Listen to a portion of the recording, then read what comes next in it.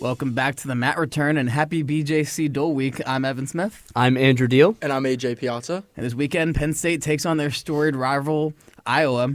But before we get there, we got to talk about that match against Rutgers. Penn State had one small misstep. AJ, what did you see in Luke Lilladal's first loss? Yeah, obviously, no wrestler is going to go undefeated, but this match was a little different. It was a little slow to start in the first period, and as it got going, the action got going, but it still wasn't really great. Both wrestlers really only got escape points, and honestly, I was a little disappointed in the performance, but Peterson also played it really smart at the end. I mean, in the final 20 seconds, he got a nice takedown and was able to secure the victory, but a little surprising, but Peterson is a little more experienced, so I think it's one of those where experience really was the key role to why Lilladal lost.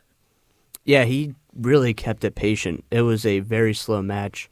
A lot of potential stalling calls I thought could have been called, and even I believe it was Carter Starocci brought up in media that he kind of called him out, saying that he kind of just stalled around for 5.5, 6.5 minutes and was able to get that takedown late.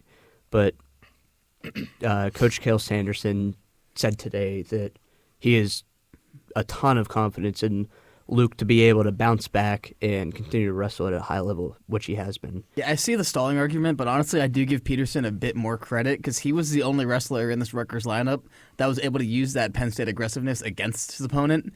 And if you look, he was ranked down at number 19, which a lot of people will just look at and say Luke should have won. But if you looked at the stat line they showed, Dean Peterson has a lot of extra point victories, pinfalls compared to Luke Lilladal. I think he's a guy who might have been ranked lower than he should have been just based on a few results going against him. So I don't think it's as bad of a loss as it'll look like on paper, especially when you watch it. It was just got that takedown at the last second. Luke didn't have any time to recover from it. Off air, AJ, though, you said you think Braden Davis struggled the most. Want to talk about that match? Yeah, I personally believe that Davis is still a little injured after that's an injury he sustained earlier in the year. He hasn't looked like the Braden Davis we know, and these last 2 or 3 matches, and I've realized he has a brace on his knee, and I think has something to do with it. Now he got the victory, and wasn't the start of the Nittany Lions really getting multiple wins in this match, but it still wasn't like the Braden Davis match that I'd see as very aggressive or anything like that. So I was just a little surprised that it was really slow again in the 133 weight class. Yeah, if you were expecting a very quick start to this match, it was quite literally the opposite. Yeah. With the first match, like we just talked about, Luke Lilladal and Dean Peterson only going 4-1, this one 2-1. So it was super slow, and I think I pretty much agree with what you said with the injury still bothering him a little bit. He's not really going on the attack as much as we're used to seeing, and he does have that brace on his knee, so that could still be bothering him a little bit, but obviously the coaching staff is confident in him to still be able to wrestle at a high level, and we saw it here with he still beat the number 9 guy in the country, even though he might be hindered by a potential injury. Yeah, going into that match, we had Dylan Chauver versus Braden Davis touted as probably the closest match, which it did live up to. Going down the lineup, it obviously picked up steam for the Nittany Lions. The key for me was Shane Vaness bouncing right back after his first loss of the year. Did face an easier opponent than expected in the freshman Alex Nini, but went right on the offensive attack and didn't slow down. It seems like Shane Vaness's confidence was not shaken whatsoever. Yeah, no, I don't think so at all, and that's exactly what you'd want to see from a guy that takes, a loss that people weren't expecting, and he wrestled a great match and really was in control for basically periods 1 through 3. So it was really impressive to see a bounce back like that. I actually think that the bounce back didn't surprise me, but I saw some rumors that he might have been sick in the match where he lost, and that could have had something to do with the fact that he looked exhausted in the third period of that match, and sickness was running through multiple different athletic teams. Yeah. Volleyball has been dealing with it as well, and it wouldn't surprise me if he was a little under the weather, and that might have caused him to not have as much energy later on in the match. But a big bounce back for Vaness getting a big win. Now, obviously, we're going to talk about Josh Barr, but before we get to that stunning performance, is there any other matches you two want to shout out? I will shout out the Mitchell Messenbrink match. Obviously, he was expected to win. He was facing number 26 Tony White, but he still is perfect in bonus point victories. He's now 13-0. He has 11 tech fall victories. His other 2 wins are by forfeit. So Messenbrink has been dominant the entire season, and he continued this offensive onslaught that he's had. He won 19-3. So just a lot of offense, and that's continued for Messenbrink. Yeah, I'm going to go with Levi Haynes. I think that Turley really wrestled a great match and kept it close as Haynes secured the victory 5-2, but it was one of those where neither wrestler was really giving each other any room, and it was very exciting to watch in that aspect, but I was impressed that Haynes was able to maintain that lead, even with Turley kind of trying to go a little bit more on the aggressive side, but just really couldn't get anything by Haynes. I'll mention the heavyweight match. Greg Kirkfleet kind of sneaking by Yaroslav Slavikowski. Sorry for the name butcher there, but only a 2-0 finish, and I got to be honest, I was at covering the hockey meet as well, so I didn't quite see how we got those points. It was weird because they were stalling. Kirkfleet originally escaped to go up 1-0, but the second point came from Slavikowski being caught with his second stalling warning, and those were the only points scored the entire match. I was gonna say, I knew the escape point. I was wondering where that second one came from, but Kirkfleet still looked good. It was just a matter of Slavikowski was good at defending against Greg Kirkfleet. Yep. Yeah, he was in control basically the whole match. He just wasn't able to score any points. It looked like they were almost Greco-Roman fighting for a little bit. Now to the viral match, Josh Barr. That third period, what do you even say? I was just watching it on my phone, laughing so hard. I was watching it live, and I was actually on the phone, and I'm like watching, and I was like, okay, this is a little interesting because Josh Barr has been one of the biggest surprising, I think, all of wrestling this season. And I'm like, oh, this is a bit slow. And all of a sudden, Barr just took him down, let him go back up, and then took him down again, let him go back up. And it was just like a repeating cycle in the third period. And it was honestly really crazy, but I did not expect that outcome at all based on how the first 2 periods went. Yeah, he scored 22 points in the third period alone. And towards the end there, after a couple takedowns, when he would go to let him up, Pazanski almost took some time to get up to try to give himself a breather, and then Barr just went right back on the attack. And it was just back and forth just like that. Go on the attack and then immediately get up. He wasn't trying to go for any near fall points, any potential pinfall. He was going to just score a lot of points. And by him just letting him get up, it allowed him to score 22 points, and the only points that Pazanski scored were 6 escape points. Yeah, I watched the first 2 rounds of it, and I'm like, Barr looks a bit off. And then stopped paying as close attention, and then I look down and I see a 20 on the board. And I'm like, what happened? I rewinded it. I'm like, did I just see what I think I just saw? And Twitter had a field day with that one. Yeah. But also, I will say, just one thing that stood out to me in that match specifically was the conditioning of Penn State's entire team. Just, you could tell Pazanski was tired, and Barr just kept going at him. And I think that's something that's going to be a major factor in the match coming up this week. Yeah, it was another topic in media today. Cal was asked about the wrestlers being able to have that kind of third-round energy. Carter Starocci showed off the same thing. He led his guy up trying to get a tech fall, and I think it was him who secured the tech fall with about 2 seconds left on the clock. Yep. But also brought up at media was another story of the weekend. Coming up to this Iowa match, Gabe Arnold decided to call his shot, quote-unquote, at Carter Starocci, saying, "Your head is mine." Immediate reactions off of that? I know Andrew's been doing some research on him. Yeah, I've done a good amount of research, and what's interesting is Gabe Arnold lost to Zach Ryder, who is Starocci's backup. Yes. Over the summer, he lost to him. So I don't really he's trying to make this up. In my eyes, he's trying to make this up to be a much bigger match than what it is. Arnold has wrestled great so far this year. He's ranked 5th in the country. He's 10-0, but you're facing a 4-time national champion and he'll go down as one of the best wrestlers in the history of collegiate wrestling. So I think he's trying to make this become bigger than what it is in his eyes, so it might psych him out for a potential bigger, like more eyes on the match. Yeah, I'll just go based off what I saw.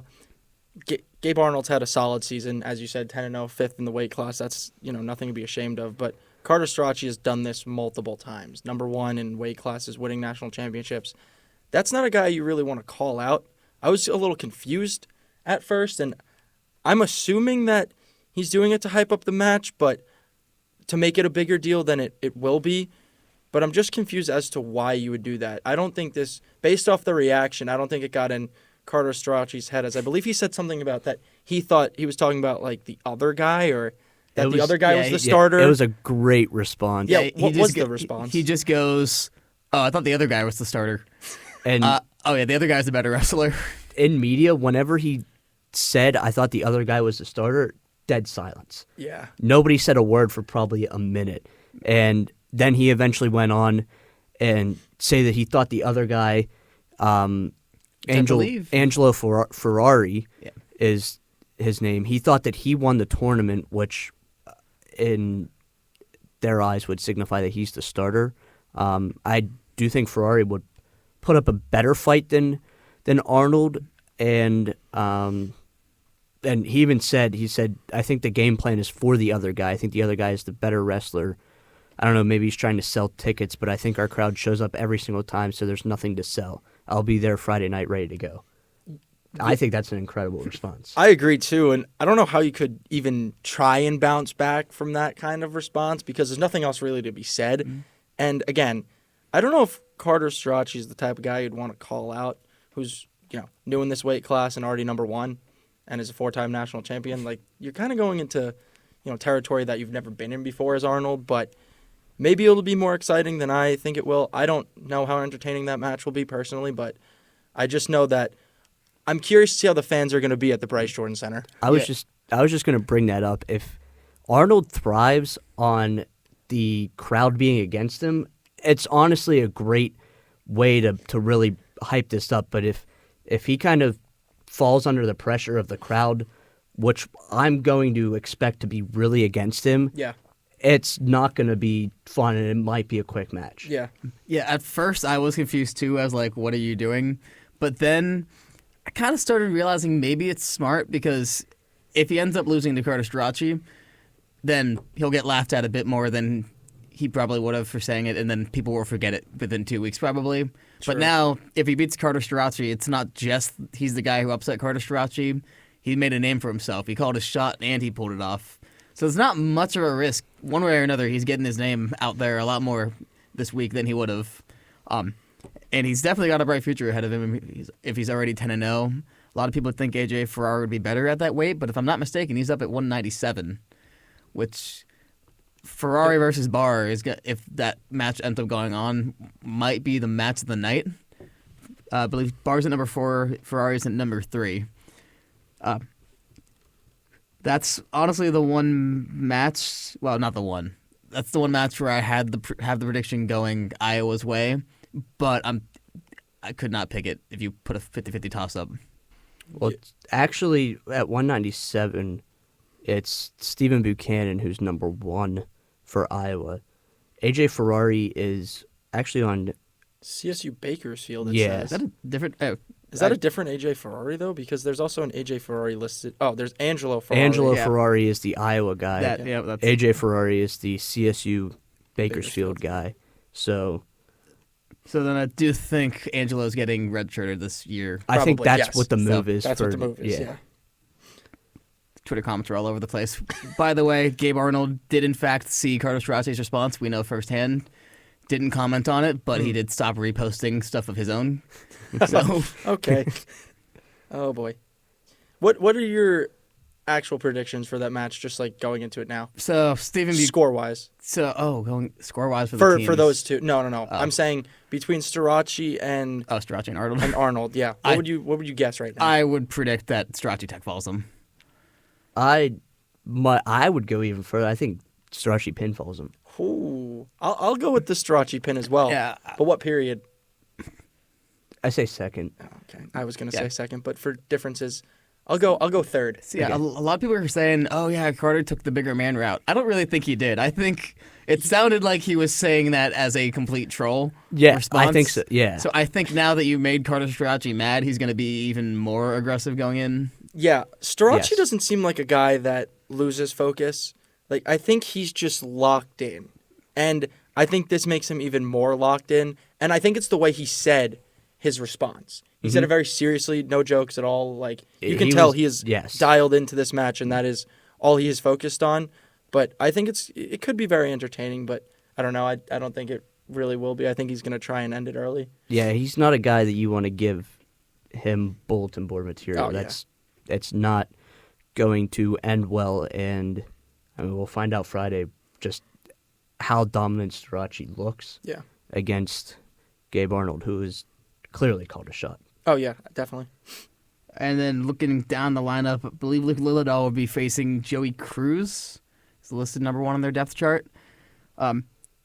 It seems like Lilladall should have the advantage on paper in that match, especially if he comes back from that loss the way that Shane Vaness did.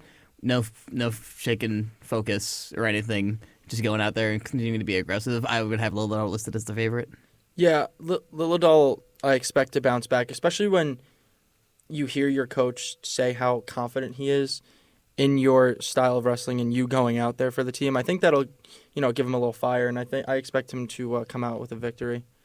Yeah, I expect just complete turner. I expect it to be very similar to how Shane Vaness performed against Rutgers. The next one's probably up for debate, though, especially if Braden Davis is still feeling that injury. He's got his toughest test, I believe, so far. Well, actually, I want to... Yeah, he faced Ryan Cochran earlier in the season. I do want to just stop you right there, because Drake Aela did suffer an injury, and it's up in the air whether he's going to be available for Friday. Yep. So if Drake Aela does compete, I think he'd be the heavy hand favorite over Braden Davis. If he doesn't, though, there's not much down that lineup at 133 unless they shift some weight classes that I'd really be afraid of, unless Davis is, like I said, still suffering from that injury. Yeah, unless Aela doesn't wrestle, I'd probably go with Davis, but if he does wrestle, I'd have Aela taking this one, but I don't think it'd be a major victory. I think it would just be a close match overall. And it's not anything that's going to hurt Braden Davis' stock, I would say, because Aela is one of the best in the weight class. He's going to move up eventually once they take Ryan Crookham off of the list, because I believe was he the one who suffered the injury? Is that him? Earlier in the year, he did have an injury. Yeah. So he's still ranked number 1, but I want to say he's out for the year, if I remember correctly. So the rankings are definitely going to adjust whenever that happens. Yep. Up at 141, looks like Bo Bartlett should have a fairly easy ride. The only guy I'm seeing listed on Intermat for them at 141 is Ryder Block, and he's 2-3 on the year. I don't have much of a scouting report on him, but just doing the numbers in my head, it seems like Bo Bartlett would probably fare pretty well. Yeah, just to go off of what you said, Crookham broke his elbow and will miss the rest of the season. But, Bartlett should take 141, in my opinion, pretty easily. Yeah, it's a spot where I think this is the spot where where Penn State can really start to raise the score and get some big-time numbers on the board where Bartlett could potentially tech fall or pinfall his guy. Yep. Yeah, looking at the spread, Penn State's some -20 according to the odds makers, which honestly I don't really know how to calculate expecting a wrestling score to go. I didn't even know there were spreads on wrestling. I think it just started until this recently. year. But that's one of those spots where you can think that line might get stretched depending on the outcome. Up at 149 is going to be a tough one for Shane Vaness, going up against number 2 Kyle Parco. I would have said that I have confidence in Shane Vaness to win that if it wasn't for that Ridge Levitt match. I'm still thinking maybe Levitt just might have been a case of Vaness being off. So with that said, my pick would be Shane Vaness. But again, it's another one of those 50-50 matchups. I'm going to go with Parco on this one. I think he has a little more experience than Vaness does, and I could see this being a match where that could play into it. So I'd go with Parco, but by just a little margin.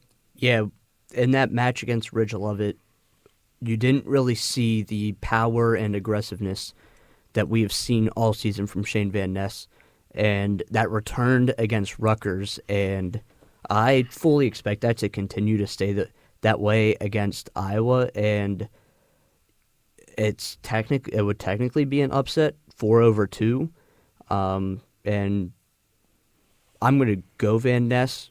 I think it's going to be close, but I think Van Ness will maintain control of the match throughout the entirety of it and pull off the upset and be right back into conversation for a potential national championship winner there. Yep. Up at 157, Tyler Kasak's life got harder over the weekend because Ja'Cory Teamer returned to the mat. I think it is notable how Iowa has been facing a lot of injuries this year. We've been talking about it down the lineup. But Teamer came back, he won, he retains his number one spot. And I do think that I would probably pick him over Tyler Kasak entering.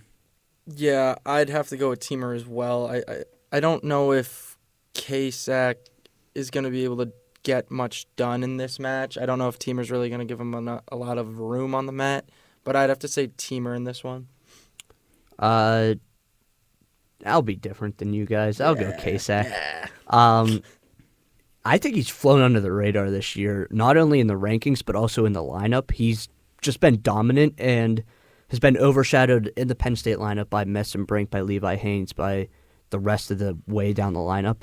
And he has maintained his undefeated record and really going to put it to the test here against Ja'Cory Teamer. And I think the home crowd really gets behind him and will propel him to a victory. Yeah, Kasak's given us no reason to doubt him whatsoever. It's just, again, with a lot of these top five matchups, it's on paper a 50-50 draw. Yeah. With that said, there is nothing more intimidating, entertaining than Tyler Kasak coming out to Johnny Cash in the Brace Jordan Center. That was still pinned into my mind. Up at 165, number one versus number two again. Mitchell Messenbrink going up against Mikey Caliendo. I'm never going to pick against Mitchell Messenbrink. I'm not either. I don't even have anything else to say. Messenbrink, that's it. Yeah, Messenbrink in media today was saying stuff that neither of us really understood. He got really deep in some psychological mindset. And right now, I think he's my favorite for the Hodge Trophy. He has been just pure dominant. And this one's definitely going to be closer. He's facing what is thought to be the biggest competition at 165, but yeah. I think he still holds his number one spot and continues to solidify that he is one of the best in the country, pound for pound. Yeah, don't know why I just froze there for a second, but I know why I froze. I was trying to still compute whatever Mitchell Messenbrink was trying to say earlier, because he's a philosophy minor, psychology major. We're comm majors. It showed when we were trying to figure that out. But I think he quoted Matthew McConaughey about how life is a verb. Yeah, life is a verb because it's happening in the future. It would be a noun if it was happening in the past, but it's also happening in the present, I think is how he said it. It's really confusing stuff. Case in point, though, was that he just looks at what's next in front of him, and if he gets past Mikey Caliendo, it's going to be smooth sailing in front of him. For probably the rest of the regular season, at least. Up at 174, Levi Haynes going up against Patrick Kennedy. I'm going to take Levi Haynes again. Most of these, I think, will be very close matches. I just think Levi Haynes, you could argue, is number one in this weight class, and I really think he'll win this one. Yeah, I think there's a group in this weight class. I think the top three, Keegan O'Toole at number one, Haynes at number two, Dean Hamady at number three. And I think there's a little bit of a drop-off after that. And I think that's going to show in this match against Patrick Kennedy that Haynes is significantly better than Kennedy, and he's going to pull it out and actually my prediction is he's going to give Kennedy his first loss of the season. Yeah, I do think Haynes is going to win, but I also think we're selling Patrick Kennedy short. He's a great wrestler. He's had a track record and is obviously undefeated on the year, so I think it's going to be a lot closer of a match. It may even go into that third period, lower scoring like we've seen a few matches, and not end like Josh Barnes did. Yeah. Up at 184, I guess we already talked about we already this, talked but about it. yeah, Carter Starocci, like we think is going to beat Gabe Arnold. Yep. Yeah. Sorry. If it's him that is wrestling, or if they go with Angelo Ferrari, either way, I think Starocci takes that. Yeah. 197, Josh Barr taking on number 1, Stephen Buchanan. This is going to be a fun one. I'm going to go with Josh Barr on this one. I know he's a lower rank, but Josh Barr just has this thing when he's on the mat that, honestly, he's just in full control of what is going on. Not that Buchanan is not, but I think he'll hand Buchanan his first loss of the season. Yeah, Josh Barr has a motor that we haven't seen before, and it showed against Rutgers with that 22-point performance. He was like ready to go. They went off the mat. He was ready to go. His opponent took forever to get back to the center of the mat, but he was ready to go. And I think that motor is going to be able to help him against Stephen Buchanan and ultimately probably propel him to number 1 after beating Buchanan, if that does happen. That's what I'm predicting, that he does take the win. So for me, the Bryce Jordan Center duels are going to be absolutely pivotal for Josh Barr because the national discussion right now is that the top 3 at 197 are the big 3 for the national championship: AJ Ferrari, Jacob Cardenas, and Stephen Buchanan.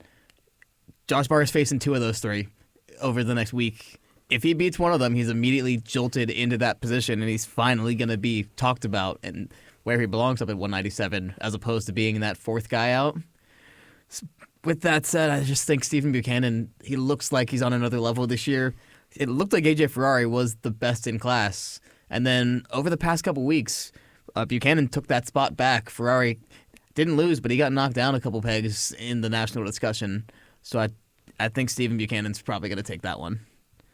And up at the heavyweights, Greg Kirkfleet going up against... Oh, can't get... Do you guys have the depth chart up? Where is it at? Ben Cuter, I believe it is. Yeah. Going up against freshman Greg Kirkfleet. Yeah, Greg. Yeah, I don't think have Greg anything else. loses until he potentially... I'm not saying he's going to lose to Gable Stevenson in the Big Ten Championship, but I don't think there's a threat of him losing. Even though his match was close last week against Rutgers, I don't think there's a real strong threat that he loses a match until he faces Gable that first time in the Big Ten Championship. Honestly, not even Gable. I think Kirkfleet's biggest test at 285 is really Wyatt Hendrickson, but he won't have to face that until the national tournament. Right. So regular season should be smooth sailing for Greg Kirkfleet going forward. Yeah, I agree. But that is on Friday. That's all we have for you on this Monday. Keep tuned to the Daily Collegian, but we have a lot of stories coming up ahead of this Iowa duel. Evan Smith, Andrew Deal? AJ Piazza. we'll see you next week.